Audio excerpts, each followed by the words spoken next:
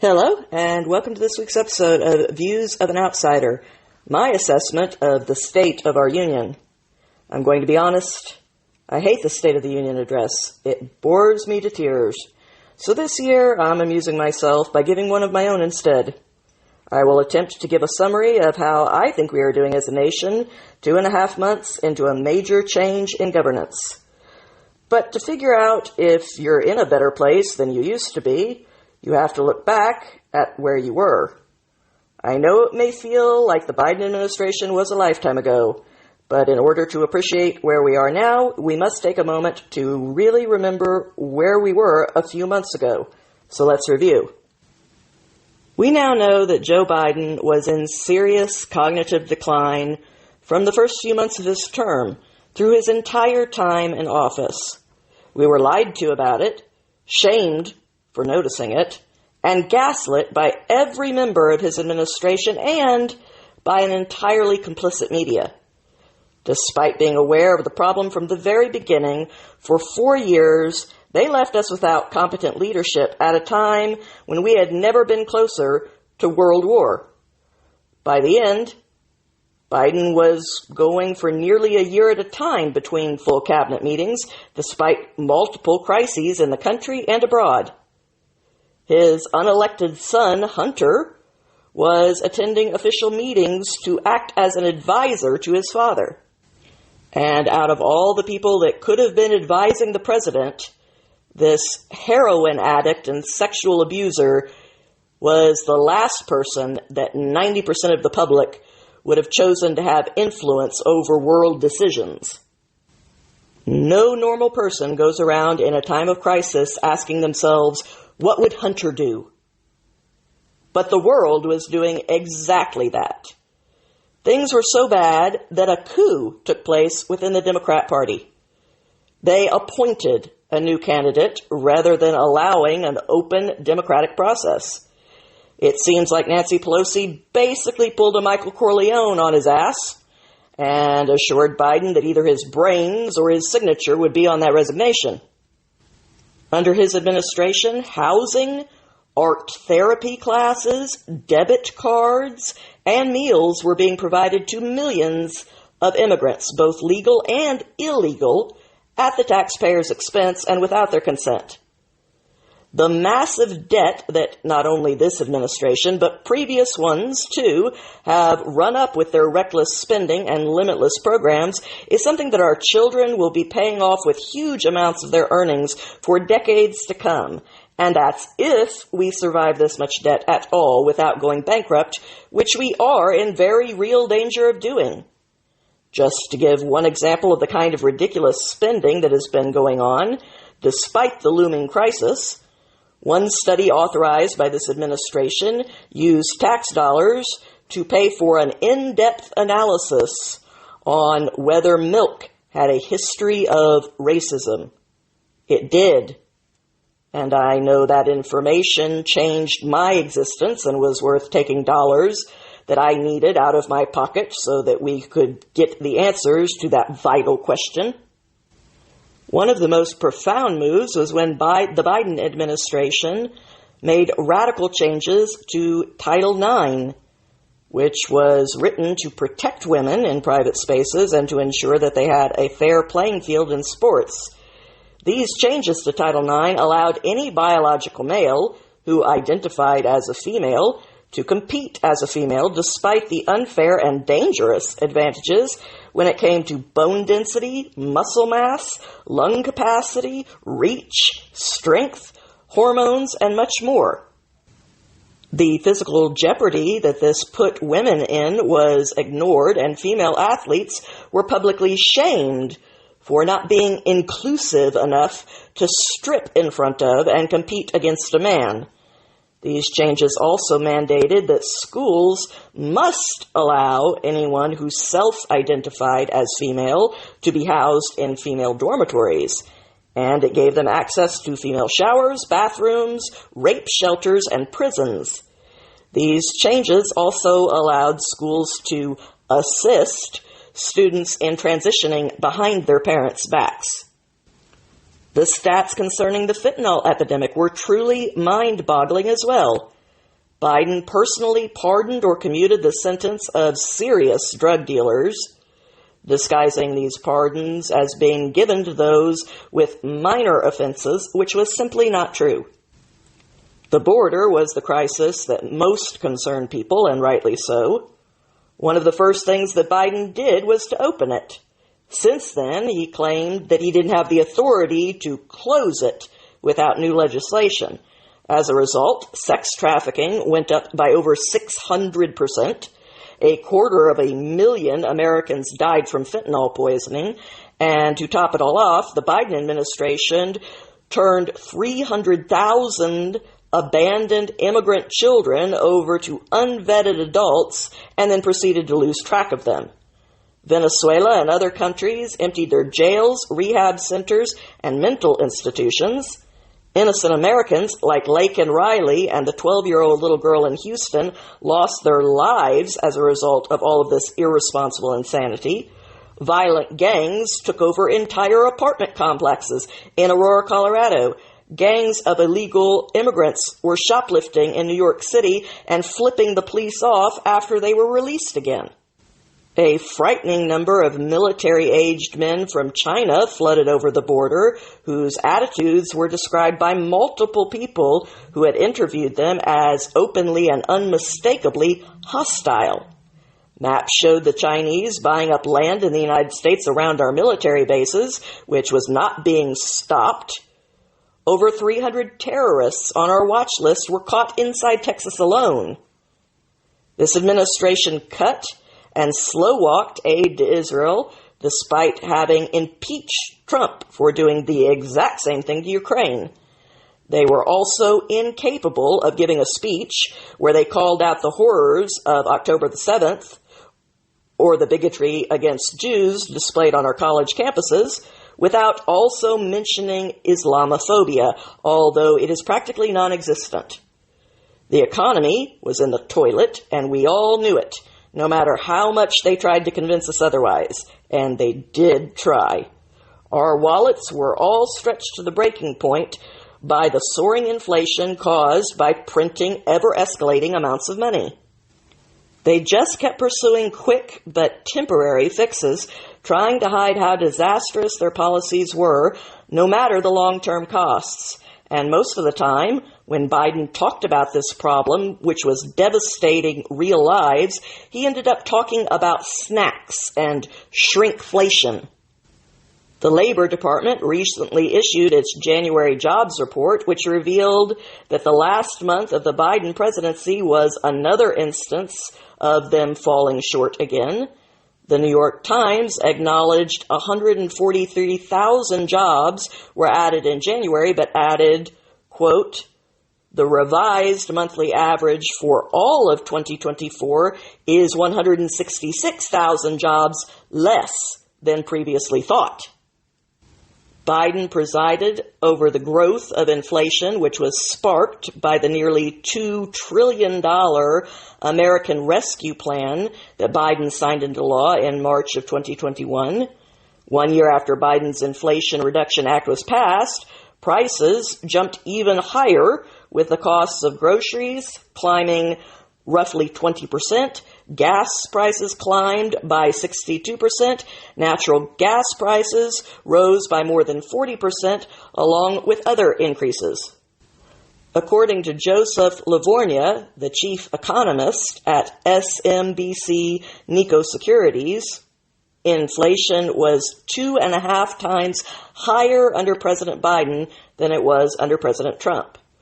Biden's administration abused its power by trying to cram down a COVID vaccine mandate on nearly every American who has a job, and they tried to do it through a totally invalid backdoor by using OSHA, of all things.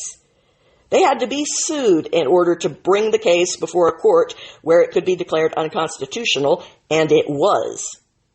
This is not the only example of Biden trying to circumvent our democratic systems and constitutional laws.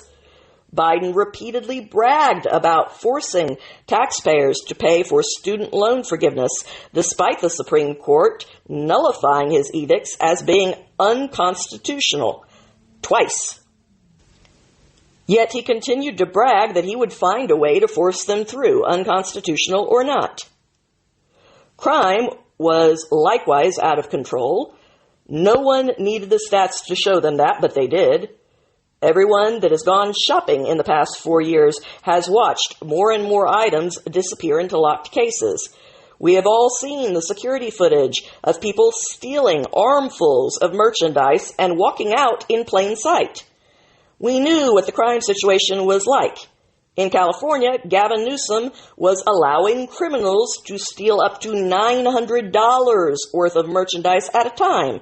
As long as they didn't steal more than that, it counted as a misdemeanor, and they would not be prosecuted. They could even come back 5 minutes later and steal another $900 worth of products. And the results of insanity like this were entirely predictable. What else could we expect from an administration that actually bailed out BLM rioters who were responsible for the most expensive riots in the history of our country? They were absolutely disastrous when it came to foreign affairs, too, which we saw via the highly unstable conditions throughout the world. Say what you like about Trump, but no one pulled this kind of shit in the world under him. Putin didn't take a single piece of ground during Trump's 4 years in office. Iran was broke and unable to fund either Hamas or Hezbollah. In fact, we even made historic headway in the Middle East with the Abraham Accords, which were not impossible to get agreement on, as they said, but which even managed to hold under the intense strain created by the current situation there. Under Biden, the Houthis, a bunch of ragtag third world pirates and inflatables, were allowed to take over a critical shipping lane and drive up prices around the world. China began eyeing Taiwan aggressively. Even Obama's own Secretary of Defense said that Joe Biden has never been right on a single foreign affair issue ever. Biden's foreign policy team was even suspected of taking direct payments from Iran. They also accidentally exposed the identity of the members in our special forces by posting photographs of them, which endangered their families and compromised some of our most valuable military assets.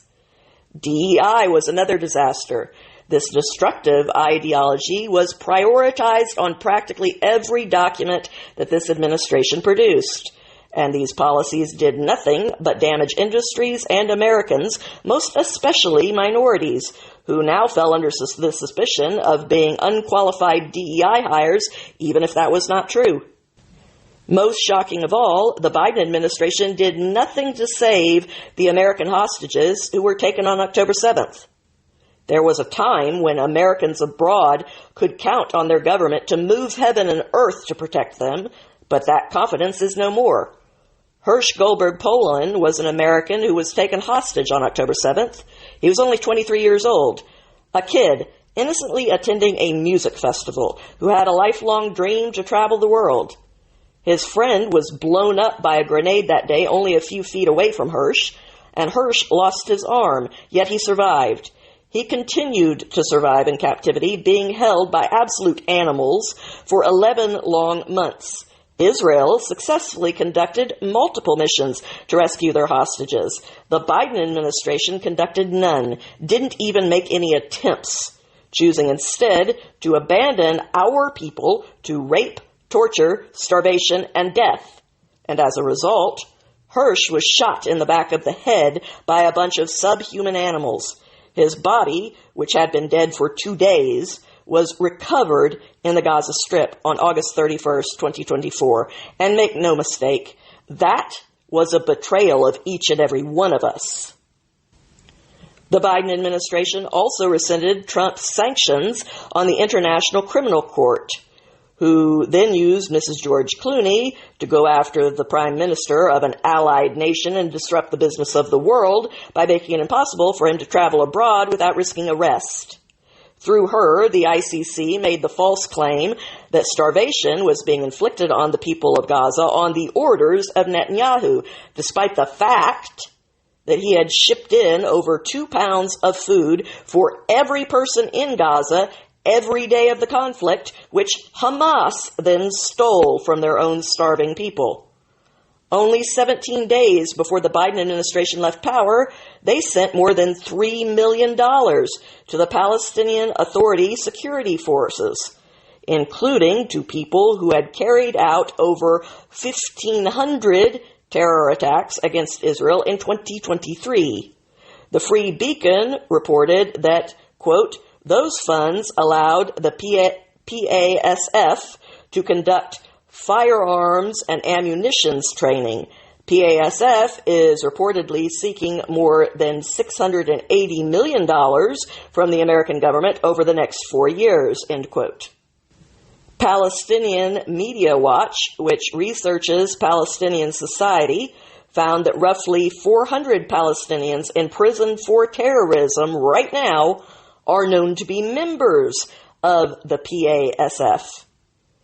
PWM's founder said, quote, the American suggestion to empower these terror forces to rule Gaza after Israel has destroyed the terror infrastructure is inconceivable. The PA and its security forces are a fundamental part of the problem. It is absurd to believe they can be part of the solution, end quote.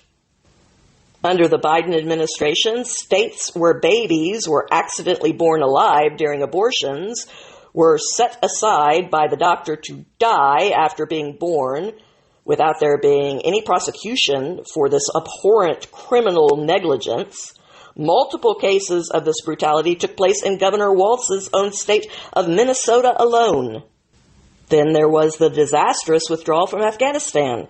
13 American heroes lost their lives, leaving their gold-starred families forever bereft. The administration actually went so far as to try and shame Trump for showing up to honor these heroes on the anniversary of their death at the request of their families. In addition to these tragedies, hundreds or even thousands of people who helped us in Afghanistan were abandoned to the tender revenge of the Taliban. Women were forced back into full veils and forbidden to show their eyes. Little girls were barred from schools and became subject to forced arranged marriages while they were still children. And all of this after 20 years of sacrifice, all just so we could move up the withdrawal date so that it would coincide with the 20th anniversary of 9/11 in order to create a nice photo op. The justice system was weaponized in order to bring charges against Trump and others by turning misdemeanors into felonies after they were past the statute of limitations. Pro-life protesters who were in no way obstructing people from entering an abortion clinic and were merely singing hymns on tape were arrested and given longer sentences than some rapists get. The whistleblower, Dr. Heim, wound up facing 4 felony charges for exposing Texas Children's Hospital for continuing to provide harmful treatments that were illegal at that point for children to receive. They also called for and enforced outright censorship, which reached truly Orwellian levels. Tim Walz said on the national news that the right to free speech didn't include misinformation or political speech, which only proved that that man had no business teaching anything to any student. The freedom of political speech is exactly what the First Amendment was addressing and why it says that Congress cannot pass any law restricting it, making no exception for something that he deems to be misinformation.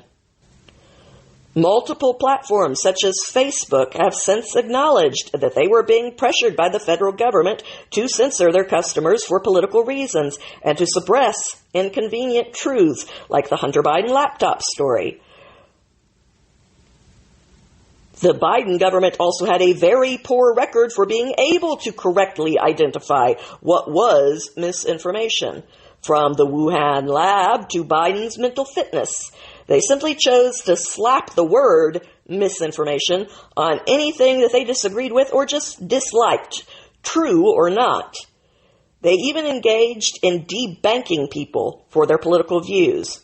Grants of $5 million were given to places like George Washington University to police so-called misinformation and harassment online.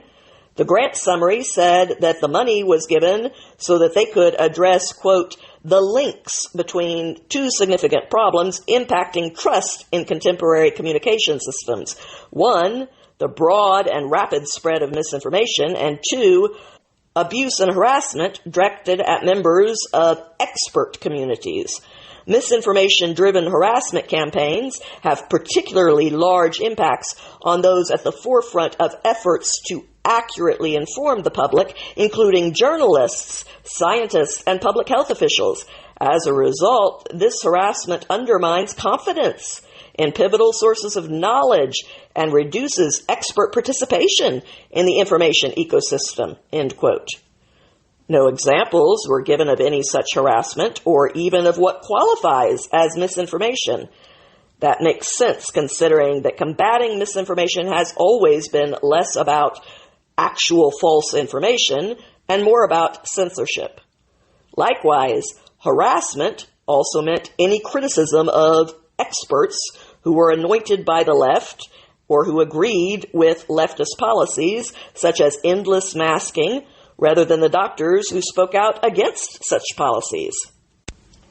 The Daily Wire reported that the Biden administration spent at least $267 million on research grants to combat misinformation, while the administration itself promoted lots of misinformation.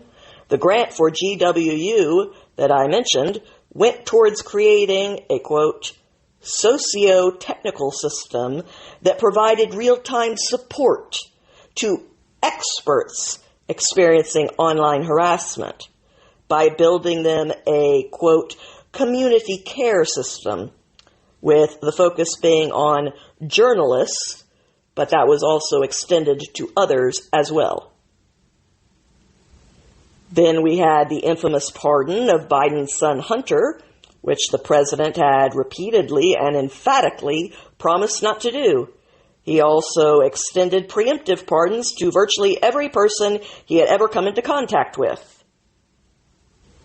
There was also the California wildfires, which were made exponentially worse by excessive, systematic mishandling. The smoke alone from California's last big wildfires erased 18 years' worth of environmental efforts made in that state. This time, a lithium battery facility caught fire, and the city of LA was decimated. And then, in his final hours in the White House, our senile president tried to amend the Constitution itself, which requires the ratification of 75% of the states.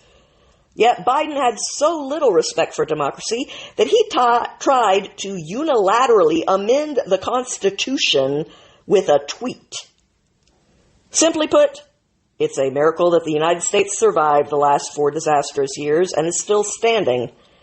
And despite the media taking up full-time occupations as the weird cult people who stand on public street corners holding up signs that say the end is near, we, the people, chose to decisively reject everything about their disastrous government and put it all firmly behind us. We have begun a new era in which we are moving forward together towards unapologetically re-embracing what it means to be Americans once again. And right off the bat, one terrific improvement is that after 42 days in office, Trump still hasn't smelled a single kid's hair as they pled for help with their traumatized eyes, looking like distressed captives in an unnerving hostage video. That alone is a huge step in the right direction. But that's not the only good news. President Trump has set and managed to maintain an aggressive pace for his second term. With an endless energy that would exhaust many men half his age, Trump has signed a blitzkrieg of executive orders, hosted foreign dignitaries, implemented tariffs, and entered into negotiations concerning a variety of issues, all of which has left the world scrambling to keep up. Once more, the freedom of religion has been embraced in America, while the Biden administration openly targeted pro-life Americans, including having armed federal agents arrest a father of 11 in his own home just for praying outside of an abortion clinic, the Trump administration has chosen to respect the belief upon which America was founded, that everyone has the right to believe whatever they choose to, even if someone else believes the opposite. Trump also signed an executive order that took aim at eradicating the anti-Christian weaponization of government. The Biden administration not only chose to ignore and failed to prosecute dozens of violent attacks on Catholic churches and pro-life centers, but the FBI even issued a memo in 2023 targeting Catholics and equating them with domestic terrorists for their conservative beliefs. Additionally, Biden's Department of Health and Human Services attempted to shut loving Christians out of the foster care system if they did not agree to affirm gender ideology for their children. The Trump administration, on the other hand, issued an order establishing the White House Faith Office to help faith-based organizations better serve their communities. With the dark days of Biden behind us now, Trump used his very first day in office to get to work pardoning the 23 pro-life protesters who had been prosecuted under the previous administration, including a woman in her 70s and the mother of a 2-year-old, who had both been illegally imprisoned under the last regime. In keeping with that tone, 2 more executive orders banned weaponizing the federal government against one's political opponents, as well as ordering investigations into past government misconduct.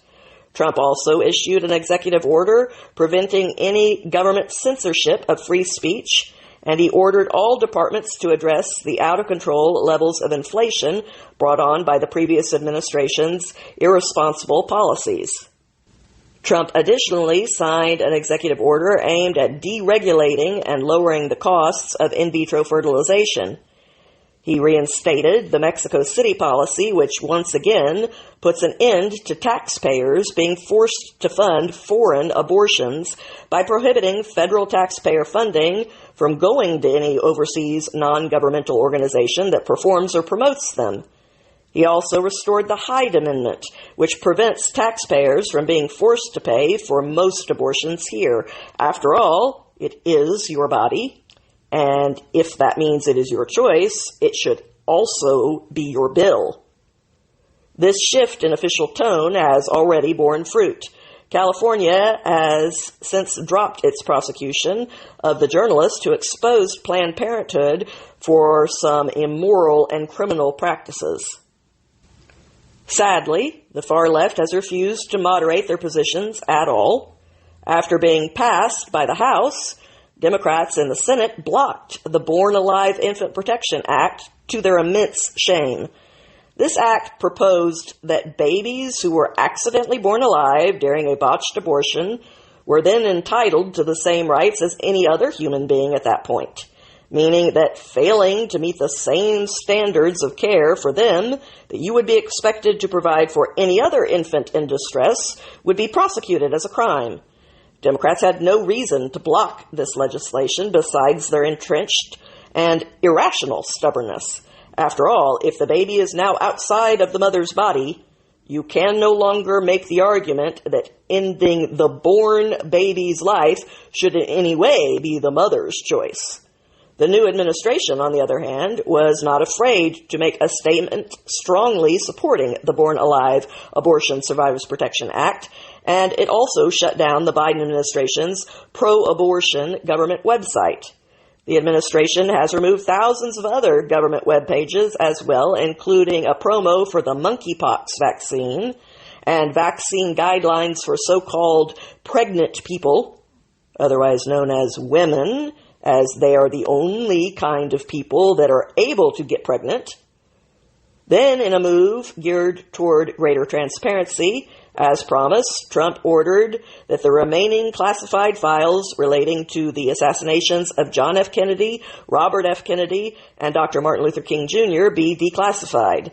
This move was praised by RFK Jr., Trump's new Secretary of Health and Human Services, who received the pen used to sign this order as a gift from Trump. Then Trump established the Make America Healthy Commission, which will be led by RFK Jr. The commission will start by advising the president on how best to address the chronic disease epidemic among children. Trump also withdrew from the World Health Organization, citing its mishandling of the COVID pandemic. This theme of widespread transparency remained consistent when Trump issued a warning to all federal agencies, ordering them to become, quote, radically transparent with the American people about their spending. He also directed his new Attorney General, Pam Bondi, to review Jeffrey Epstein's client list for release to the public. Trump then restored an old executive order from his first term that protects American monuments by prosecuting those who vandalize them and withholding federal funds from jurisdictions that failed to protect them. He also formed a White House task force that will plan a grand celebration for the 250th anniversary of American independence, which we will be celebrating next year on July 4th, 2026. Trump then took an axe to the diversity, equity, and inclusion initiatives that had been put in place by the previous administration. In one order, Trump scrapped all of the government DEI programs and hiring practices, putting their staffs on leave. He then rescinded an executive order made by President Lyndon Johnson that mandated the use of affirmative action by all government contractors. In another order, he directed the Federal Aviation Administration to stop DEI in their hiring practices, noting that they are responsible for the safety of nearly 3 million airline passengers every day, and that should be their top priority. DEI was also cut out of the military, and that too is already bearing fruit. Army recruitment has risen by so much that they've announced plans to expand basic training. January saw the Army's highest recruitment numbers in 15 years. Trump also reinstated all service members who had been kicked out of the military over their refusal to take the COVID vaccine with full back pay. Trump likewise put an end to the COVID requirements for legal immigrants entering this country. And once again, the change in the tone itself has been having ripple effects out here in the real world. Many companies have decided to follow the government's lead and drastically scale back or even completely eliminate their DEI policies. McDonald's, Google, and even the flag-flying leftist Target have all announced decisions to roll back DEI within their companies in favor of simple meritocracy. Most impressive of all, even the pedal-to-the-metal, go woke and go broke Disney has finally begun to course correct in order to survive. It is now abandoning many of their DEI initiatives, and they are also removing those annoying content disclaimers that they had slapped onto all of their classic material. In one fell swoop, Trump revoked 78 of President Biden's executive orders on his first day back. The Biden EOs that were scrapped included terrible policies on everything from advancing racial equity to gender identity to ensuring an equitable pandemic response to the climate crisis, accountable policing, immigration enforcement, clean energy policies, the establishment of an African Diaspora Council, restricting the land lease to oil and gas companies, along with dozens of other policies that all desperately needed to be reversed. Then, in a move to be more truly inclusive, Trump's team became the first ever to welcome and invite our new alternative media of the people to join them in the White House press room. This change clearly excited a lot of young people, considering that the White House received 7,400 requests for access from members of the new media during the following 24 hours. Trump also went straight to work sorting out the fallout from the natural disasters and their gross mismanagement by Democrats in positions of power out in California. Trump signed an executive order with the aim of, quote, putting people over fish, ordering federal agencies to work on routing more water from North California to its southern regions, which were destroyed by the recent wildfires, ordering them to stop prioritizing the Delta smeltfish at such a high cost to human lives. Trump gave his attention to the other disaster zones in the country as well, including those damaged by the recent hurricanes. Senator James Lankford of my own home state of Oklahoma continued his push to reform FEMA by reintroducing a bill prohibiting political discrimination when it comes to distributing disaster relief. Lankford put forth the Stopping Political Discrimination in Disaster Assistance Act, which would add political affiliation as a protected category. This bill is an attempt to address the discrimination problems that were exposed within FEMA, which is still facing criticism over its recent mishandling of the hurricanes, including an incident in Florida where a FEMA supervisor told workers to, quote, avoid homes advertising Trump. Trump has also vowed to cut any red tape regarding housing permits for the hurricane victims in North Carolina who are looking to rebuild, and he promised an overhaul of FEMA going forward. Trump additionally met with California's Governor Gavin Newsom and discussed wildfire disaster aid for his state. But the new administration has not been spared by predictable disasters. Trump's second week in office was rocked by a deadly tragedy when an American Airlines flight was hit by a Black Hawk military helicopter only minutes before landing, causing both crafts to fall into the icy Potomac below and killing all 67 of the crew and passengers aboard. But unlike the previous administration, Trump's took immediate and decisive action. Trump held a press conference the next day with Vice President Vance, the Defense Secretary Pete Hegseth, and the Transportation Secretary Sean Duffy, who had been confirmed only hours before. There, Trump ordered a thorough review of any aviation hiring decisions and any changes to the safety protocols that had taken place over the last 4 years. In addition to the investigation, Trump, a big believer in holding people accountable for the unacceptable outcomes of their leadership, also ordered that the head of the FAA be replaced. When it comes to education, Trump signed an executive order prohibiting any federal funding from going to schools that teach, quote, radical anti-American ideologies, including critical race theory and gender ideology. The Department of Education announced that it has already terminated over $600 million in grants that was used to train teachers in diverse ideologies, including social justice activism, anti-racism, and the recruiting of teachers based on their race. Another executive order concerned expanding school choice by directing the Education Secretary to determine how to allow states to use federal funds to support parents' rights to send their children to the school of their choice rather than trapping them in a failing school district just because that's where they may happen to live.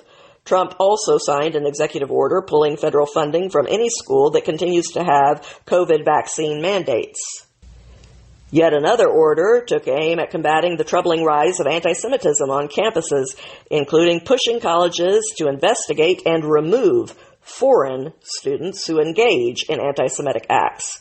While no one's freedom of speech will be restricted in any way, any property damage, assault, or the barring of Jews from entering classrooms is illegal and always has been.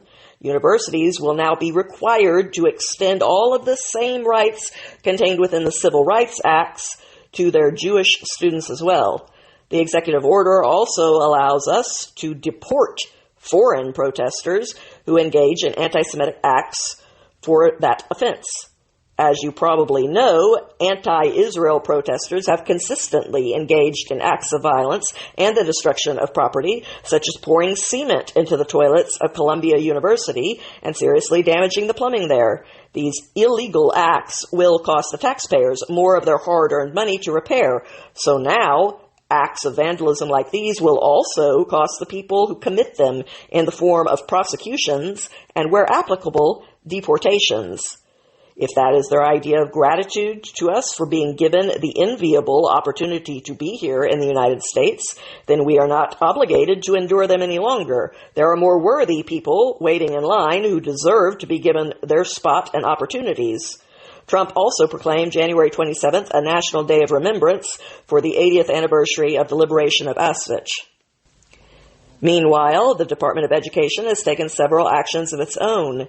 At the end of the administration's first week, the department tossed out a slew of complaints about school districts that were removing sexually explicit materials from their school libraries, calling these book bans. But as this is far from the first time that they have been caught crying wolf on that particular issue, they have generated very little support this time around. In fact, President Trump has made good on his promise to dismantle the DOE by initiating a two-phase throttling of Jimmy Carter's failed agency. The first phase will force the DOE to distribute its responsibilities to other departments. It will then be completely shut down.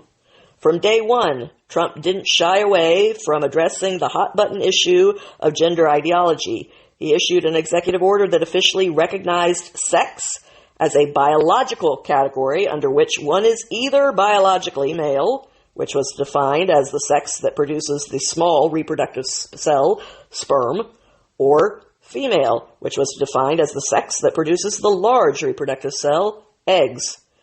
This order reversed the previous policies that had allowed people to change their gender on their passports based on their fluid self-perception rather than on concrete biology. And it removed the new X category as an option altogether for individuals who identify as non-binary. It also banned using federal funds to promote gender ideology or to pay for the transition of prison inmates. It protected women and girls in women's prisons, rape shelters, and other intimate spaces from trans-identifying men seeking access to them there. Federal employees were also instructed to remove any pronouns that were included as a part of their professional email signatures. And once again, this changed the official tone has already borne fruit out here in the real world. The Department of Justice has dropped all of the charges against the heroic whistleblower, Dr. Ethan Heim, whom they had been maliciously persecuting under the Biden administration by threatening to imprison him. Furthermore, Trump signed an executive order committing that the United States will not fund or support the so-called transition of a child from one sex to another, and we will rigorously enforce all laws that prohibit or limit these destructive and life-altering procedures, end quote. This order is meant to protect vulnerable children from the practice of allowing minors to undergo irreversible trans procedures before they are adults, by ordering a complete halt to all federal funding for any hospitals that do not comply with this order. That prompted a slew of hospitals to pump the brakes on transgender medicalization for children, including hospitals in New York City, Chicago, Washington, D.C., Philadelphia, Colorado, and Virginia. Although corrupt attorney generals in those states, such as Letitia James, then began to threaten these hospitals that complying with this federal order might violate local state laws and that they would be prosecuted for doing so. Joe Biden's reinterpretation of Title IX was also scrapped, including his decision to treat trans-identifying men like biological women, by saying that they must be included in women's sports, bathrooms, locker rooms, dormitories, and private intimate spaces. The Trump administration returned to the clear intention with which Title IX was originally created, calling Biden's twisting of the legislation's purpose an unlawful abuse of regulatory power and an egregious slight to women and girls. Trump signed the executive order that gave women's sports back to women, surrounded by dozens of smiling girls in their team jerseys, who once again have a safe and fair playing field on which to shine. This order threatened to rescind any federal funding to schools that continue to allow boys to compete in girls' sports, saying it, quote, results in the endangerment, humiliation, and silencing of women and girls and deprives them of privacy. In response, the NCAA changed its policy to read that a, quote, student-athlete assigned male at birth may not compete on a woman's team, end quote. When Maine's governor refused to comply and allowed a boy to compete in the girls' pole vault, Trump told her to her face that her state would not get any more federal funding if it continued to buck the executive order that prohibited men from competing in women's sports.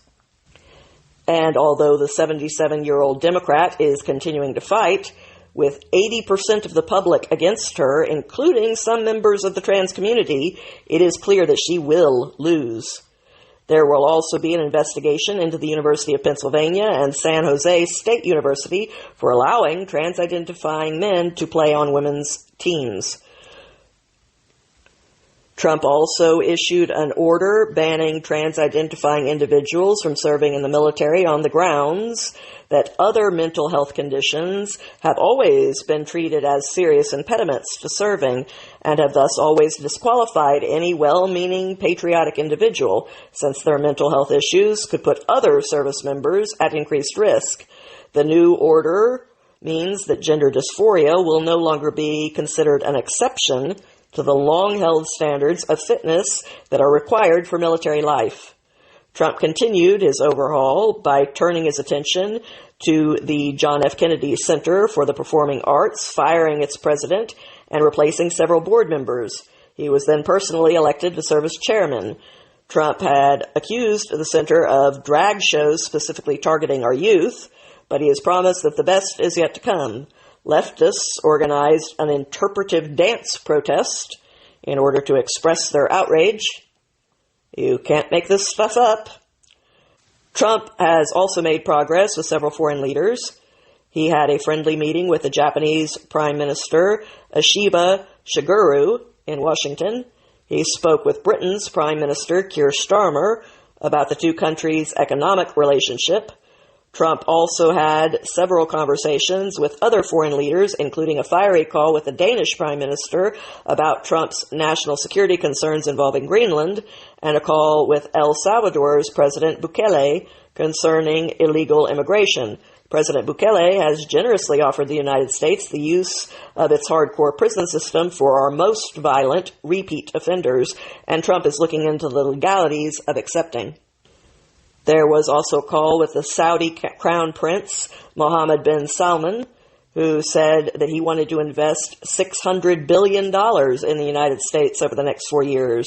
He has also signaled his desire to join the Abraham Accords. And concerning foreign investment, the administration says that it has already secured a total of over $1 trillion in new investments in our country. NATO nations have been increasing their own investments toward their defense ever since Trump demanded that they do so during his first term. Now 23 nations have invested the recommended 2% of their GDP instead of just the 5 countries who met that threshold previously. And the bar has been raised yet again to 5%, which is the same amount that the United States was investing when we were at the height of the foreign threats against us during the Bush years. Meanwhile, Trump's State Department issued new guidelines to U.S. embassies and consulates, instructing them to fly only the Stars and Stripes. They will no longer be allowed to fly any additional activist flags, like Pride flags or Black Lives Matter flags, both of which flew over government buildings during the Biden administration. Trump also immediately released the weapons to Israel that the Biden administration had been withholding. Israel, as always, is reciprocating, as allies should, by giving us access to their advanced technology. As drones continue to become more and more common in warfare, Israel's defense ministry has begun working with our Defense Department to develop new anti-drone technology. The Israeli defense minister declared, quote, "This threat has already extracted a heavy human toll from us, which is why we have mobilized all tools to develop an effective response." The head of planning for the IDF added, "We are in a learning competition with the enemy, particularly in the field of UAVs, which challenges us across multiple combat zones. Throughout the war, we have developed various creative technological and operational solutions that have led to unprecedented achievements on the battlefield." Drones have become a weak spot for our military as well in recent years. Last January, 3 Army soldiers were killed and more than 30 others were injured by a drone attack on a U.S. outpost in Jordan. Officials at the time said that the drone was fired by Iran-backed militants and appeared to come from Syria. There have been incidents here in the United States as well. The New York Post recently reported that, quote, "Mexican drug cartels are ordering their members to attack U.S. Border Patrol agents with kamikaze drones and other explosives in a desperate bid to thwart the crackdown at the border." Tests in Israel of these new anti-drone technologies have recently concluded. The test involved 9 different Israeli arms contractors who demonstrated their various drone interception and neutralization capabilities. The IMOD will now choose several technologies for accelerated development and production. And the new administration's commitment to advancing the technology used to defend Americans doesn't stop with drones. Trump has ordered the development of a missile defense system for America that will be similar to Israel's Iron Dome. Back in the Middle East, after a year and a half of inaction from the Biden administration and under direct threat from Trump, Hamas finally agreed to begin releasing hostages. 65-year-old American-Israeli Keith Siegel finally came home to his family, as did Sagi Dekel-Chan, who was recently reunited with the baby daughter that he had yet to meet. Ryan Corbett, an American who was being held captive by the Taliban, was also released, as were 6 American hostages who were being held in Venezuela, including a Navy SEAL.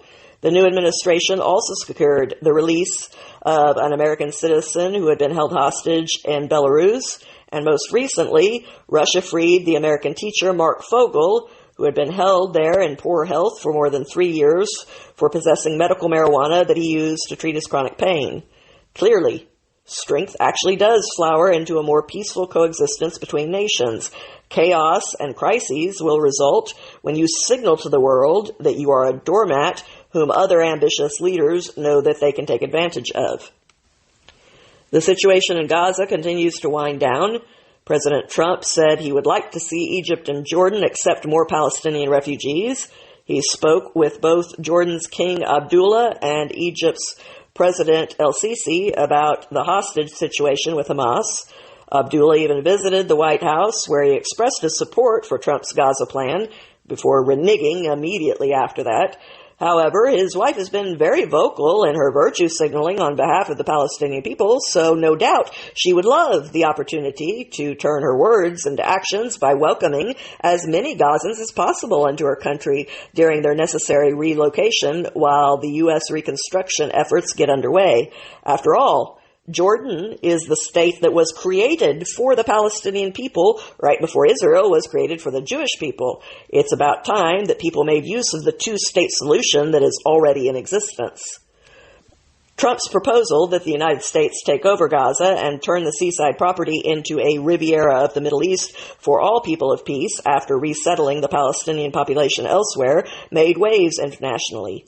Trump announced the plan at a joint press conference with Israel's Prime Minister Benjamin Netanyahu. Trump also ended U.S. funding to several United Nations organizations, including the Human Rights Council and the notorious UNRWA. Trump likewise issued an executive order to sanction the International Criminal Court, which faced a backlash from the United States in November when it issued an arrest warrant for Netanyahu, falsely accusing him of war crimes and restricting his travel, thus impacting important world affairs in a gross overstepping of the court's insignificant powers. The president ordered his first major military operation, an airstrike on ISIS operatives who were living in Somalian caves and who had threatened the U.S. The strike completely destroyed the cave and the terrorists within while killing no civilians. Trump also renewed his maximum pressure campaign against Iran, announcing sanctions aimed at driving their oil exports back to zero in order to drain their finances once more and stop Iran from obtaining a nuclear weapon. Trump justly accused Biden of failing to keep the pressure on Tehran. The president also redesignated Yemen's Houthis as a foreign terrorist organization, and their days of controlling the shipping in the Red Sea are clearly numbered.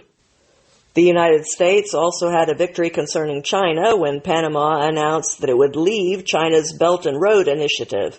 Panama's decision came after Trump and the Secretary of State Marco Rubio warned the country to immediately reduce Chinese influence over the Panama Canal or face retaliation from the United States. When it comes to Ukraine, the president was set to sign a deal where they would trade some of their rare earth minerals in exchange for investment in developing those minerals, our continued financial aid, and future security guarantees from the United States, as well as our providing them with the advanced technology that they need. Trump had a lengthy phone call with the Russian President Vladimir Putin as well to open negotiations concerning ending the war in Ukraine. The Secretary of State, Marco Rubio, and other American diplomats met with Moscow representatives for 5 hours in Saudi Arabia. Both sides said afterwards that the meeting was positive. But when President Zelensky came to the White House to sign the rare earth mineral deal, things quickly deteriorated and he was asked to leave. What happens next remains to be seen. Trump also signed an order that froze all assistance to South Africa, in part to address the wrongs of South Africa's racist apartheid era and the racial atrocities that have continued to take place in that country ever since then. And 24 hours after threatening a tariff war, Trump got the concessions he wanted from Canada's Prime Minister. Trudeau will not be a problem much longer for either nation anyway, as he has been deposed and forced to resign. So things will be looking up even more than they already are when Canada officially elects its next leader. The president also spoke with the Prime Minister of Australia in order to discuss defense, trade, investments, mineral supply chains, and our shared concerns about China's aggressiveness. Later that week, Trump hosted India's Prime Minister. The two held a joint press conference about the potentials of a military partnership, commerce, and technology. It has been decided that the United States will increase military sales to India by several billions of dollars, and the countries will work together on semiconductors and AI. India's Prime Minister also agreed to receive back over 18,000 illegal immigrants from his country in order to avoid a trade war. Trump has signed an order calling for reform when it comes to foreign services and the 13,000 American diplomats who serve around the globe to ensure faithful and effective implementation of Trump's foreign policy agenda. And he put a freeze on a 1977 anti-bribery law known as the Foreign Corrupt Practices Act, pausing all investigations under this law while they are reviewed. The law is supposed to prevent dishonest behavior on the part of American companies who do business in other countries, but critics say that in practice, the law unfairly hamstrings them while benefiting foreign actors. Trump said, quote, "It sounds good on paper, but in practicality, it's a disaster. It's going to mean a lot more business for America." Vice President Vance traveled to Paris and met with European Union officials and the French President Emmanuel Macron, who recently came here as well. While there, Vance also delivered some remarks at the Artificial Intelligence Action Summit, telling Europe that the United States plans to dominate the AI race. On the home front, Trump personally met with Governor Abbott of Texas to discuss border security. Starting on day one, Trump signed more than 36 executive orders concerning the border, American energy, the economy, and more. He began by declaring a national emergency at our southern border. He then immediately deployed thousands of troops there and restarted construction of the border wall. He also ordered Homeland Security to remove illegal migrants and to go after the drug cartels, which he officially designated as a terrorist organization. The executive orders also blocked all illegal entries into the country, including asylum seekers and refugees. It shut down the CBP One app, beefed up visa screenings, and attempted to end birthright citizenship for the children of non-citizens, which will now have to survive a series of legal challenges in order to become the law of the land. Representative Brian Babin of Texas has introduced a bill in Congress that would legally end birthright citizenship. We are the only country in the world who allows such a ridiculous thing in the first place. Trump also threatened to prosecute the officials of and strip funding from sanctuary cities and states that refuse to cooperate with the deportation efforts that are currently underway. Meanwhile, the Department of Homeland Security officially reinstated the term illegal alien, rejecting Biden's updated terminology of undocumented worker. And on her very first day in office, Trump's new Attorney General, Pam Bondi, directed the Department of Justice to halt federal funding for sanctuary cities. She has also filed a lawsuit against Chicago for some illegal sanctuary city laws that they had put in place there to benefit illegal aliens. Trump then directed the Attorney General to seek the death penalty for federal crimes involving either the murder of law enforcement or an illegal immigrant committing a capital crime. Trump also directed the Secretary of the Interior to officially rename the Gulf of Mexico the Gulf of America, as well as restoring the name Mount McKinley to the country's highest peak after the Obama administration had changed it to Mount Denali in 2015. The Secretary of Defense also restored the name Fort Bragg to the famous military base that Biden had renamed Fort Liberty. But despite restoring its traditional name, it was also made clear that the fort would no longer be named for Braxton Bragg, the Confederate general. Fort Bragg is now named in honor of a hero of the Battle of the Bulge, Roland L. Bragg, who won a Purple Heart and the Silver Star during World War II. Meanwhile, ICE proceeded to target over 100 Venezuelan gang members entrenched in an Aurora, Colorado apartment complex over multiple raids. They have also targeted the notorious Houston development of Colony Ridge, which has been harboring a large population of dangerous illegal criminals and cartel members. ICE arrested 1,300 illegals just in the first 4 days of the new administration, including gang members, rapists, murderers, pedophiles, and at least one terrorist. By day 18, ICE had arrested 11,000 illegals. And Trump directed that Guantanamo Bay's Migrant Detention Center be reopened and expanded in order to take in high-priority criminal illegal aliens. The first flight there included 10 members of the violent Venezuelan Tren de Aragua gang. The Trump administration also revoked Biden's deportation protections for Venezuelan migrants. The president officially signed the Laken-Riley Act, which mandates that federal immigration authorities detain illegal migrants who are accused of theft or violent crimes. It also allows lawsuits against governments that neglect to carry out their duties to protect the people. The law is named after the Georgia College student who was murdered last year by an illegal migrant with a known criminal record who attempted to rape her during her morning run. Meanwhile, illegal immigration has slowed to a crawl at the southern border. Authorities encountered just 229 illegal aliens, down from 11,000 under the Biden administration. The border czar, Tom Homan, said, quote, "I started as a Border Patrol agent in 1984, and I don't remember the numbers ever being that low. President Trump promised a secure border, and he is delivering." Homan said Trump also signed an executive order that will ensure that taxpayer-funded benefits do not go to illegal aliens, thereby also removing the incentive for them to come into the country illegally.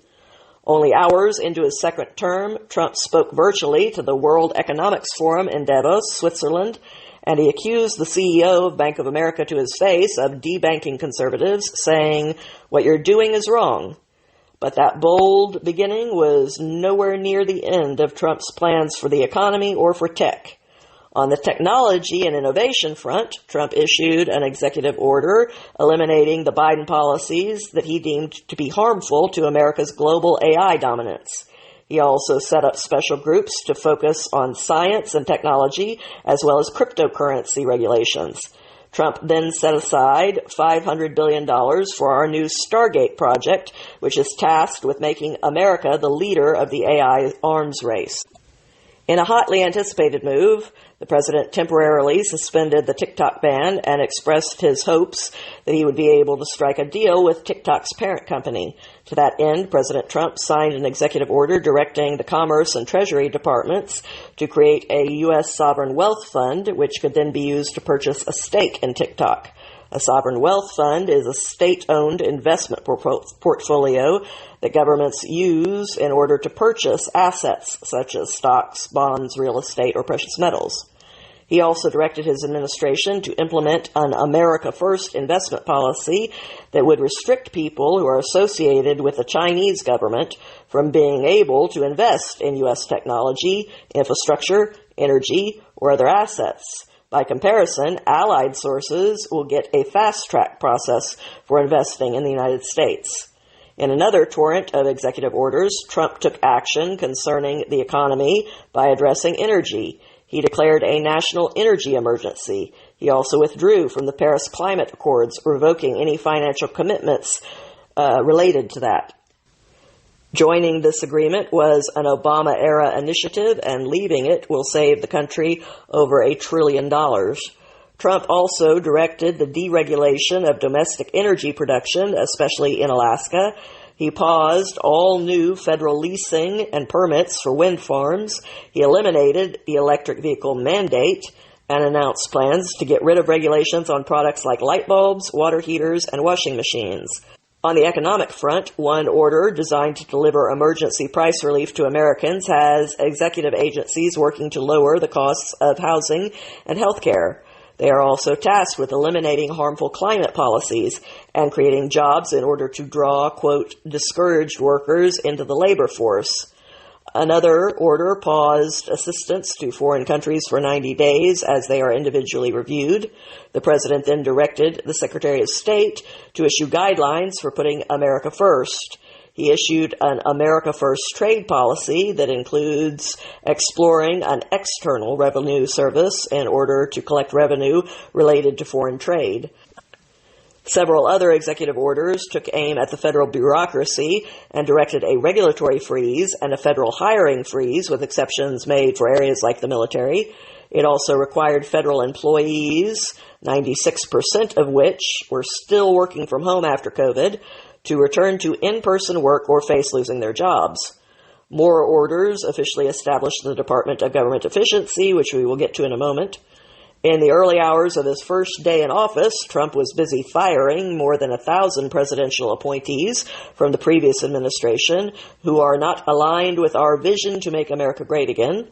Among those who got the boot was retired Army General Mac Milley, who had been granted a preemptive pardon by Biden only hours earlier.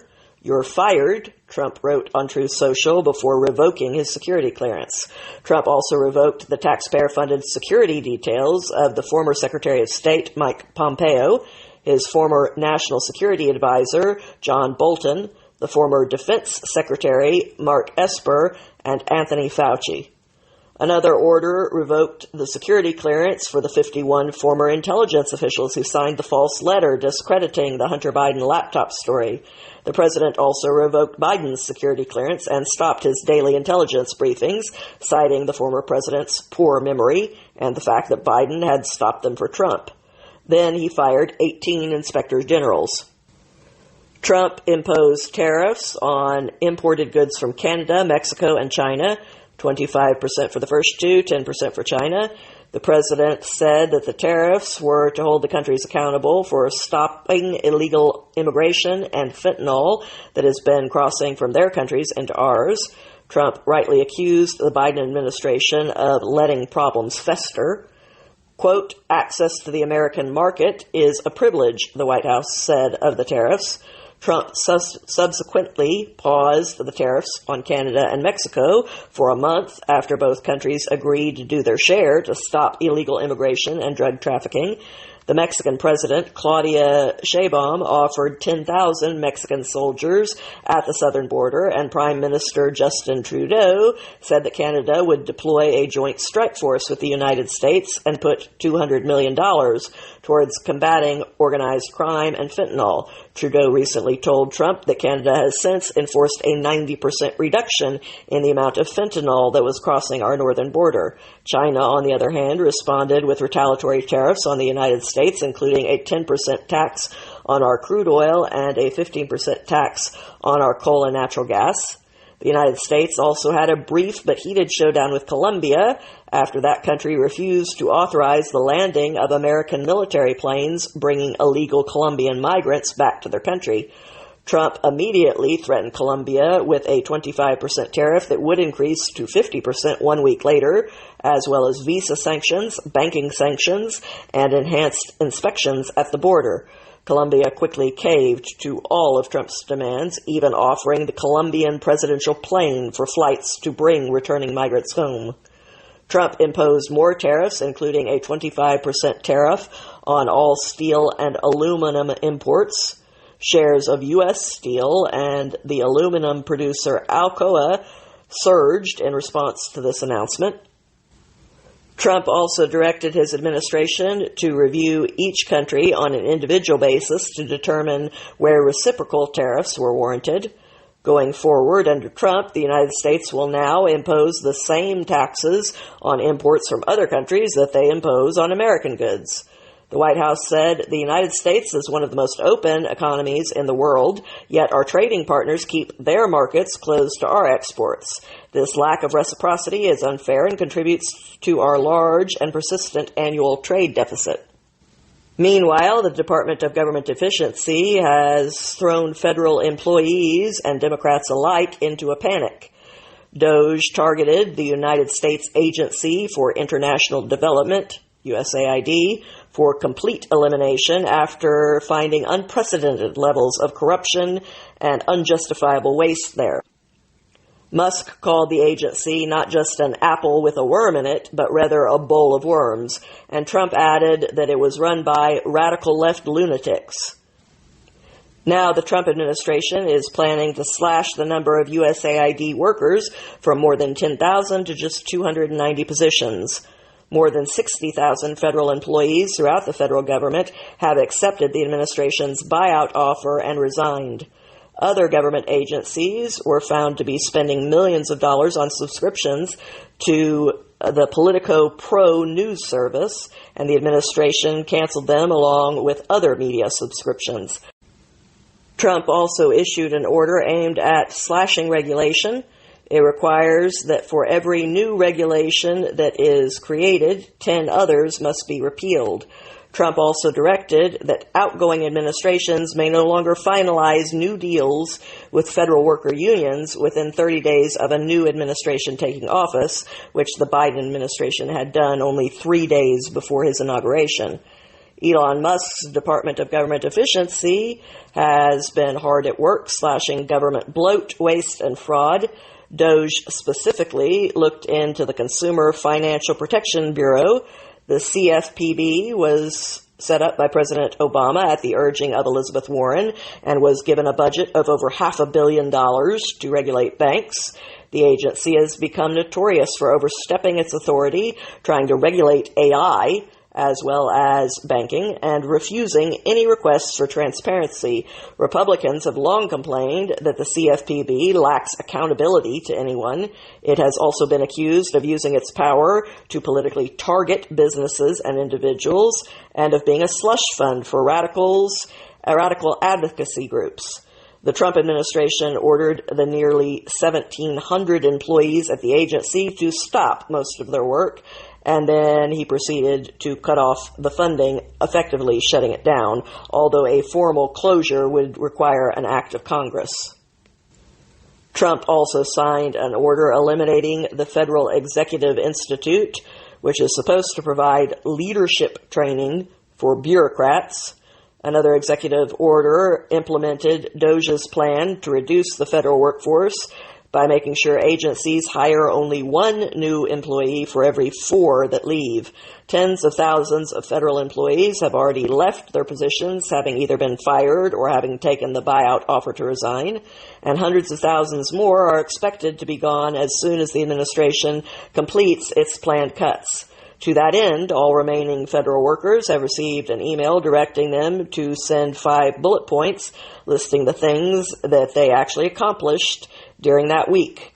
Musk said that failure to do so would be taken as that employee's resignation. The Defense Department and Intelligence Department will not be participating for obvious reasons regarding their classified projects, but other government workers have decided to sue rather than to be transparent with the American people or accountable to them about what they are doing in return for the money that they are paid. Cuts to the probationary workers at the IRS have also begun. The president signed another executive order aimed at reining in so-called independent agencies like the Securities and Exchange Commission, the Federal Trade Commission, and the Federal Communications Commission, all of which, he said, have exercised enormous power over the American people without presidential oversight. These agencies must now submit proposed regulations to the White House first for review. Their spending will also be reviewed by the Office of Management and Budget. Trump also ordered DOJ to review these federal agencies and the regulations that they have implemented in order to make recommendations about which regulations to scrap. And DOJ recovered $1.9 billion from the Department of Housing and Urban Development that had been misplaced by the Biden administration. All of this in just 42 days worth of work, people. This is how government is supposed to work. Clearly, this team is excited to come to work every day, and they are setting our house in order so it can get down to business instead of focusing on evangelizing everyone. Can you imagine where we could be 4 years from now? I feel like joining the survivors of the Great Depression in a chorus of "Happy days are here again." Let's make the most of it. Thank you for listening to this week's episode. I hope you enjoyed it. If you did, please like and follow, because that is what makes these things successful. And I hope you come back next week. Until then, have a good week, my friends.